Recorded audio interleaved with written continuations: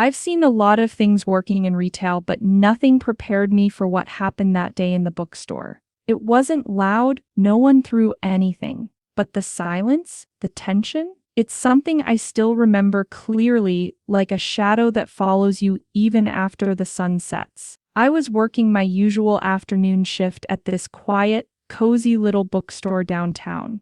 The kind of place where the smell of old pages hugs you the moment you walk in. Most days were calm, predictable, almost therapeutic. But that day something shifted. A woman walked in, alone. She looked soft-spoken, gentle, maybe mid-40s, dressed modestly. She had this quiet grace about her, like she didn't want to disturb anyone. She asked my coworker Mark about a book on spiritual healing, just a simple, peaceful question.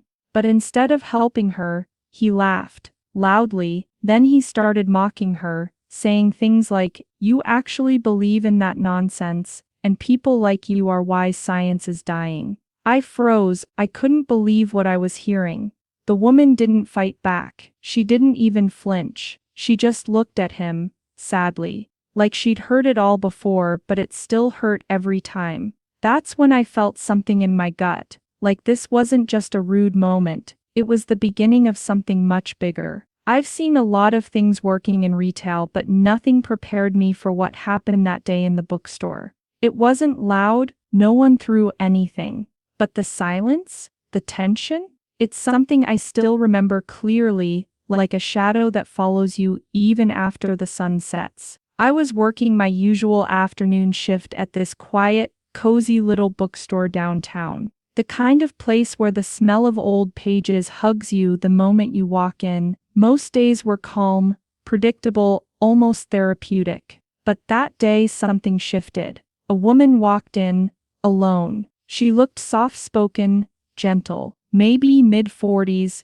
dressed modestly. She had this quiet grace about her, like she didn't want to disturb anyone. She asked my coworker Mark about a book on spiritual healing. Just a simple, peaceful question. But instead of helping her, he laughed, loudly. Then he started mocking her, saying things like, "You actually believe in that nonsense, and people like you are why science is dying." I froze. I couldn't believe what I was hearing. The woman didn't fight back. She didn't even flinch. She just looked at him, sadly. Like she'd heard it all before, but it still hurt every time. That's when I felt something in my gut. Like this wasn't just a rude moment. It was the beginning of something much bigger. It was one of those gloomy afternoons when the rain taps softly on the windows like it's trying to be part of the conversation. The bookstore was quiet, just a few people browsing in silence, the smell of damp jackets and old books lingering in the air. I was organizing the end cap displays when the front door chimed. She walked in quietly, barely noticeable at first. A petite woman, maybe in her mid-40s, with a gentle presence that seemed almost too delicate for this world. She wore a soft blue scarf, carried an old leather purse, and had this look in her eyes, like she'd seen both sorrow and peace, and had made her home somewhere in between. She smiled politely and asked if we had a specific book on spiritual healing. Her voice was calm and warm, with just the slightest trace of nervousness. Before I could even answer, Mark stepped in. "Oh, you mean one of those fairy tale books?" he said with a smirk, arms crossed. "Let me guess. Chakras and angels and magical thinking." The woman blinked, surprised, but she didn't react harshly. "No," she said gently, "just something to help with inner peace." Mark scoffed.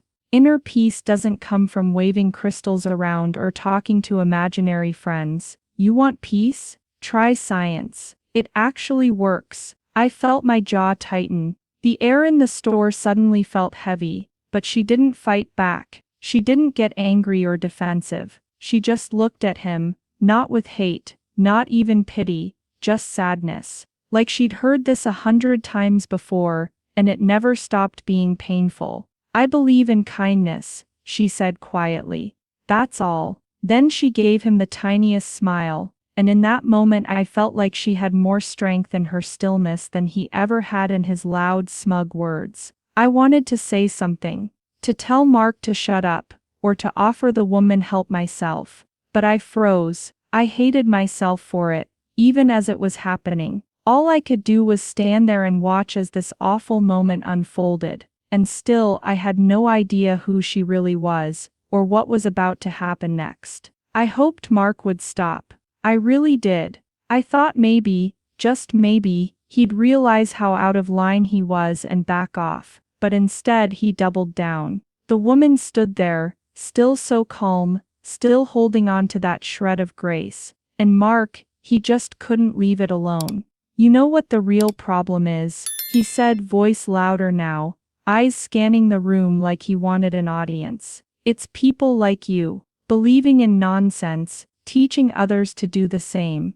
That's what's wrong with the world." A couple of customers looked up from their books. One woman nearby furrowed her brow, clearly uncomfortable. But no one said anything yet. Just silence. Heavy, thick silence. The woman clasped her hands gently in front of her. "I'm not trying to hurt anyone," she said softly. "I was just looking for a book." Mark laughed. Actually laughed. "Yeah, a book that teaches you to believe in invisible forces and pretend everything's going to be okay if you just wish hard enough. Honestly, you people are either lost or mentally unstable." At that point I felt my heart racing. I took a step forward, but my legs felt weak. I wanted to speak. I needed to. But something held me back. Fear maybe. Uncertainty. Shame. The woman nodded slowly, almost like she'd expected all of this. She turned to leave, still silent, her back straight, her eyes distant. And then just as she reached the door, Mark couldn't help himself. "Crazy and pathetic," he muttered loud enough for everyone to hear. "Good luck with your unicorn book or whatever." That's when the store went completely still. Even the music seemed to fade out. You could hear the rain tapping against the windows like it too was holding its breath. The woman paused. She didn't look back. She just opened the door and stepped out into the drizzle, disappearing into the gray outside. I felt sick, furious, guilty, all at once. Mark looked around, trying to act like he hadn't just humiliated someone in front of a room full of people. But no one smiled. No one laughed. Even he looked a little unsure of himself for the first time. And right then, at that exact moment, the door swung open again. Someone else walked in. And everything changed. The door hadn't even shut behind the woman when it opened again, this time with a gust of wind and a low jingle of the bell that sounded louder than usual. A man stepped inside, tall, dressed in black, with a long coat damp from the rain. He wore dark sunglasses and a wide-brimmed hat, the kind you pull low when you don't want to be recognized. At first, no one reacted. He seemed like any other customer trying to escape the weather. But then someone gasped quietly near the front table. Another woman dropped her coffee cup lid. Whispers started floating through the room. "Wait, is that? No way, it can't be." I squinted, trying to see past the dim light and the glare on his glasses. And then it hit me. The bone structure, the way he moved, the soft tilt of his head as he scanned the room. Johnny Depp. I froze. I couldn't believe it. Johnny freaking Depp had just walked into our bookstore, of all places, and nobody was ready for it, including Mark. Johnny didn't look around for long. His eyes landed right on her, on the woman who had just been insulted and humiliated. He walked straight to her, quiet and focused, and without a word, wrapped his arms around her shoulders. She leaned into him instantly, as if she had been holding herself together just long enough to reach him. "You okay?" he asked softly, his voice low but full of warmth. She nodded, just once, and he kissed the top of her head gently. My heart stopped. I looked from her to him, then back to her again. That woman, so quiet, so graceful, so kind, was his sister. Mark stood frozen behind the counter, still confused. His mouth hung slightly open as he took in the scene, trying to make sense of it. He glanced around, probably noticing everyone watching now. Some customers had even pulled out their phones, though no one dared raise them. The energy in the room had completely shifted, and Mark? He still didn't realize what was coming. He looked annoyed that someone had interrupted his twisted little performance. He clearly hadn't figured out who this man was. But I had, and so had everyone else. And in the next few seconds, Mark was going to learn the hard way that sometimes, when you choose cruelty, you never know who's standing just a few steps behind the person you're tearing down. Johnny kept his arm around her as he turned slowly toward the counter toward Mark. His face didn't show anger. No fire, no shouting. Just a steady calm that somehow felt even heavier than rage. He looked right at Mark and asked, in a low, even voice, "What happened here?" Mark blinked. I could see the gears turning in his head as he tried to come up with an answer that wouldn't make him look like the villain we all knew he was. "Oh," he said with a shrug, forcing a smirk. "She was just asking for some nonsense about spiritual healing or whatever. You know, magic crystals, feel-good stuff. I told her we don't carry that junk." You could have heard a pin drop. Johnny stared at him for a few seconds. He didn't move. He didn't blink. And then he said, with the softest voice I've ever heard, "That's my sister you just insulted." The smirk fell right off Mark's face. He opened his mouth to say something, but nothing came out. "She's been through more pain in the last few years than you could imagine," Johnny continued, still calm, "and she came in here today, looking for one book, one moment of peace. And you decided that made her worthy of public humiliation?" Mark stammered. I didn't know. I mean, I wasn't trying to." "But you did," Johnny interrupted, gently but firmly. "You chose to be cruel. Not because she was rude, not because she deserved it, but because you thought you could get away with it." He looked around the store, locking eyes with a few customers. No one moved. Everyone was listening. "You think beliefs are silly? Fine, keep it to yourself. But what you did wasn't about beliefs. It was about ego. About making yourself feel big by making someone else feel small." Mark looked pale. His hands were gripping the edge of the counter now. "My sister believes in kindness," Johnny said. "She believes in healing, in peace. She's helped more people than you ever will by tearing others down." I felt tears sting the corners of my eyes. And I wasn't the only one. One older man near the biography section took off his glasses and wiped them. A college student standing by the window had her hands over her heart. You could feel the shift in the air, like we were all witnessing something we weren't meant to forget. Johnny turned back to his sister. "You ready?" She nodded silently, still holding his hand. Then before they left, he looked over at me, just me, and he gave a little nod. "Thank you," he said softly. I didn't say anything. I just nodded back. My throat was too tight to speak. And then they walked out, quietly, no drama, just two people stepping out into the rain, leaving behind a silence that said everything words never could.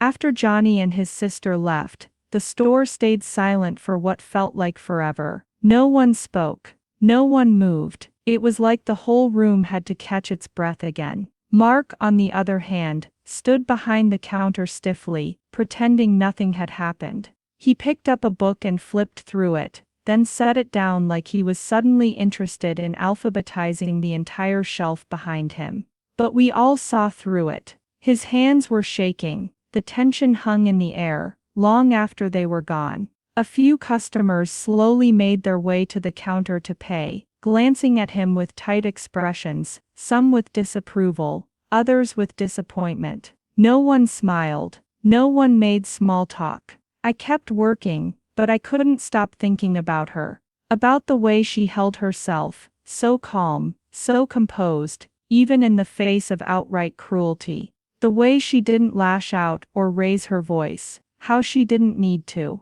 Her dignity had spoken louder than anything Mark said. Later that evening, the store owner, Mrs. Halston, came in. She was cheerful at first, until one of the regulars gently pulled her aside and told her what had happened. I watched her face change, slowly, from confusion, to shock, to disappointment. She didn't say a word at first, just looked over at Mark, who had gone pale again. She called me into the back room and asked for the truth. I told her everything. By the end of the week, Mark was gone. No big scene, no last-minute speech, just a quiet update on the schedule. Mark will no longer be working with us. Thank you for your patience. The days that followed felt lighter. The air returned to normal. Customers smiled again. That corner of the store, the one where she had stood, felt different somehow, like something sacred had happened there. I thought about her often, not because her brother was famous. That wasn't the part that stayed with me. What stayed was the way she handled everything. The strength it took to stay kind in the face of hate. The courage it took to walk away without letting her spirit break. The grace she carried, even when the world didn't return it. She had more power in her silence than Mark ever had in all his shouting. And I learned that day, sometimes the strongest people don't raise their voices. They just stand tall, speak gently, and let their truth echo louder than anything cruelty could ever say. If this story touched you, please give it a thumbs up. I'd love to hear your thoughts, so leave a comment below. What part stood out to you the most? Don't forget to subscribe for more powerful true stories like this one. Stories that remind us how kindness and grace can change the world around us. And if you know someone who needs a little reminder to always lead with kindness and respect, please share this video with them. Together we can spread more love and understanding, one story at a time.